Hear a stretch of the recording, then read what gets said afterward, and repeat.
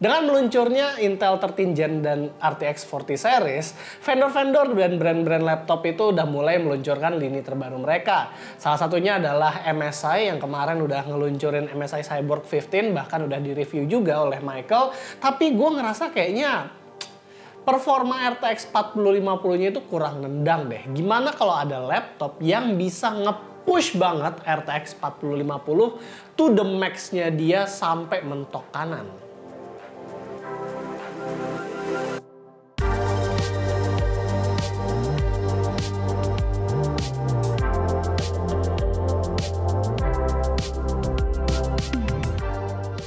ROG Strix itu, ciri khasnya dari tahun 2019 yang paling kelihatan adalah LED bar yang ada di depannya ini. RGB-nya itu masih ada sampai sekarang dan masih menjadi ciri khas dari ROG Strix. Bagian luarnya sekarang dibuat lebih gaming, jadi nggak cuma logo mata aja, tapi juga ada logo tulisan yang ROG gitu. Ngebuka laptopnya gampang, hanya dengan satu tangan, hinge-nya ini yang sekarang juga baru, lebih solid ngebukanya dan juga lebih gede, lebih expose aja gitu.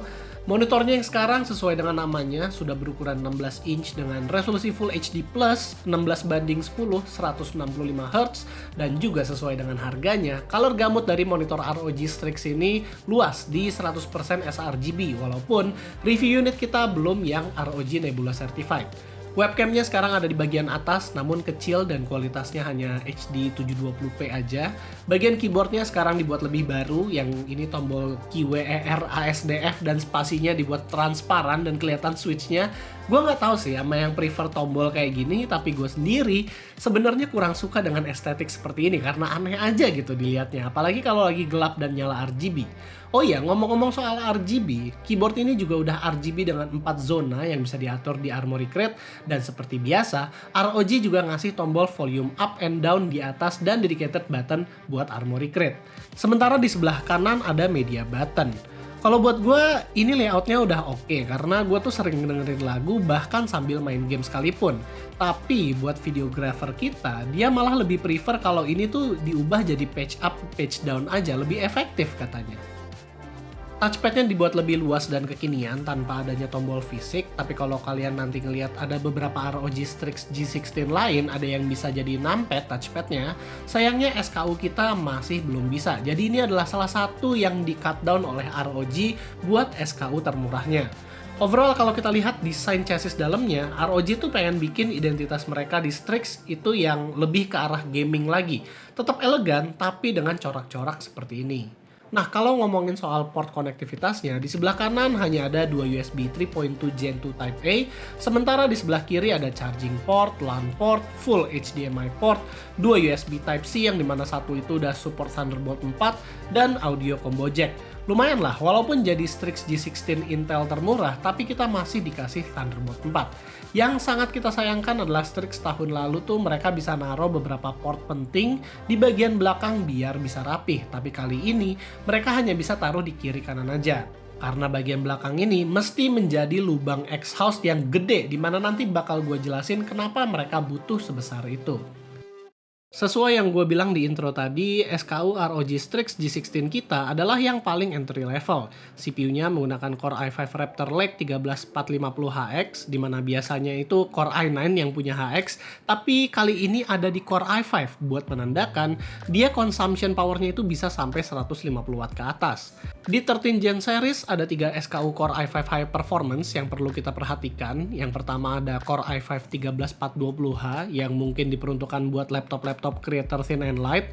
Lalu ada yang kita pakai sekarang 13450HX yang punya 10 core tapi dengan turbo power sampai 157 watt.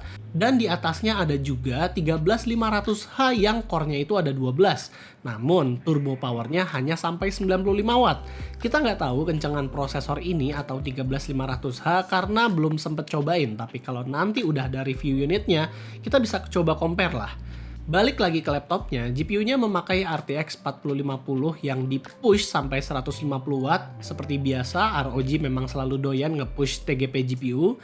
RAM-nya berkapasitas 16GB, DDR5 5200 dual channel SODIMM yang bisa di-upgrade lagi sampai 64GB, dan SSD-nya berkapasitas 512GB NVMe Gen 4 dengan satu additional M.2 slot. Dan M.2 slot ini bisa dikonfigurasi RAID 0 dengan M.2 slot yang satunya. Jadi buat ROG Strix G16 termurah, gimana nih performanya? Di Cinebench R15, laptop ini bisa ngalahin Core i5 12 Gen-nya MSI Cyborg 15 dengan gap yang jauh banget. Bahkan prosesor ini udah ngalahin Core i7 12650 hanya IdeaPad Gaming 3i, dan melihat dari gap performanya, kita bisa bayangin kalau middle budget itu nanti bakal sekenceng apa prosesornya. Konsistensi juga oke, di sini kita ngelihat kalau skornya itu nggak ada yang turun dari angka 2500-an, dan kalau buat performa graphics di Firestrike dan TimeSpy kita bisa melihat kalau performanya si Strix G16 ini dengan MSI Cyborg 15 yang TGP-nya itu cuma 45 watt, itu bedanya berasa banget. Di sini kelihatan kalau performa maksimal dari RTX 4050 itu sebenarnya bisa ngelewatin RTX 2070 bahkan RTX 3060 sekalipun. Tapi tetap kalau kita ngomongin laptop gaming budget, ini masih kalah sama Pongo yang bisa ngasih 3070 di harga belasan juta. Strix G16 ini dipakai buat main Cyberpunk dengan ray tracing on dan DLSS balance itu masih bisa dapat 60 fps. Dota 2 best looking dapat 200-an fps-nya. Dan Apex Legends saja di highest setting juga dapat hampir 150 fps. Performanya di Blender juga nggak kalah kenceng, dia bisa ngerender sebuah image BMW 27 hanya dalam hitungan detik. Namun buat nge-powering up spek yang kekinian, pasti coolingnya juga memadai kan? Tentu, di Strix G16 ini kita dikasih sampai 3 fan loh. Jadi ada 2 primary fan dan 1 additional fan di bawah dilengkapi dengan 7 heat pipe dan 3 heatsink. Karena Strix G16 ini pakai cooling yang sama dari SKU yang kucrut sampai yang paling kenceng, maka suhu dari SKU yang paling bawahnya itu ya adem banget. Saat main game, CPU-nya ini hanya mentok di 81 derajat aja, walaupun mungkin di skenario CPU-nya juga adem karena ini hanyalah RTX 4050 yang didinginin sampai 2 kipas. Nggak heran kalau suhu tertingginya itu hanya mentok di 70 derajat Celcius.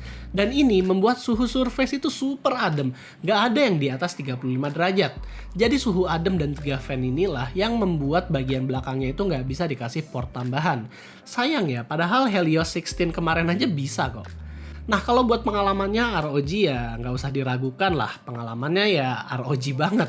Keyboardnya ini empuk, mau dipakai ngetik ataupun main game ini fun to click banget. Dan walaupun ROG Strix ini yang termurah, tapi kapasitas baterainya itu tetap dapat yang 90 watt hour, menjadikan laptop ini bisa bertahan di 6 jam penggunaan ringan. USB Type-C yang bukan Thunderbolt-nya aja juga sudah support sama power delivery dan PD-nya ini bisa sampai 130 watt. Dan seperti biasa, semua line up ROG itu support sama MUX switch, dan pengaturan MUX switch-nya ROG itu bisa kita temukan di Armoury Crate. Namun UI-nya sekarang dibikin lebih casual lagi nih. Jadi user hanya akan dikasih standar, ultimate, eco, atau optimize, dimana yang eco itu iGPU only dan ultimate adalah yang pure performance. Tapi buat yang mau GPU hybrid switching aja seperti gue, mending ambil profil standar karena itu adalah yang paling optimize. Strix G16 ini juga diberi teknologi auto power off saat dibuka, jadi ada sensor cahaya di bagian bawah yang mendeteksi adanya cahaya atau enggak. Jadi saat laptop ini dibuka, dia akan otomatis mati atau cut power guna mencegah adanya error saat upgrade ataupun maintenance. Sayangnya suara speaker dari laptop ROG ini tidak sesuai dengan ekspektasi kita. Suaranya sih memang tidak distorsi di 100% dan ya cukup jelas, tapi lemah banget di bass dan terkesan flat. Memang buat sebuah laptop gaming suaranya sekelas lah sama Omen, Predator, ataupun Legion. Tapi ROG kan biasanya speakernya bagus banget tuh. Kita kira bisa lebih keren lah dibanding brand lain. Mungkin ekspektasi kita yang ketinggian, atau mungkin karena ini adalah ROG Strix yang paling murah. Yang gue juga suka dari laptop ROG adalah seberapa fleksibel kita bisa mengatur RGB profilnya melalui Armoury Crate. Selama beberapa hari gue pakai Strix G16 ini, gue selalu beranggapan bahwa wah gila nih laptop. SKU paling murahnya aja performanya udah nampol banget.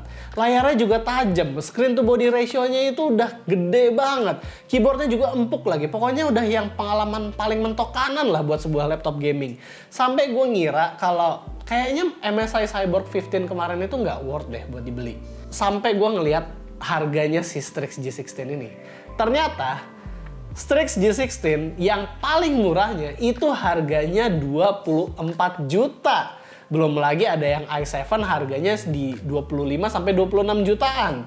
Terus kalau misalnya mau sampai yang Core i9 ya, itu juga ada harganya sampai 41 juta. Gokil ya. Kalau kita bandingin yang termurahnya si Strix G16 dengan MSI Cyborg 15, itu beda gap harganya itu 9 juta loh. Dan dengan gap harga sampai 9 juta nggak heran sih sebenarnya MSI Cyborg 15 itu kenapa bisa masih diminatin sampai sekarang. Dan ya kita masih bisa bilang kok kalau laptop gaming MSI dengan RTX 4050 walaupun hanya ditaruh di 45 watt masih worth buat dibeli karena harganya jauh banget. Dan kalau misalnya kalian mau beli Strix G16 ini, kalian bisa sebenarnya beli di link di deskripsi di bawah. Tapi kalau gua saranin, mendingan kalian tunggu aja beberapa vendor lain buat ngerilis laptop mereka seperti Nitro atau Omen atau Legion dan IdeaPad gamingnya mereka. Kalau udah pada keluar semua, baru nanti kita bisa bikin recap kira-kira yang paling worth the budget itu yang mana. Jadi paling itu aja sih sebenarnya pendapat kita tentang Strix G16. Kalau kalian suka dengan videonya, jangan lupa untuk kasih kita like, share, dan subscribe. Dan di sini gua Rizky. Always stay safe and stay healthy.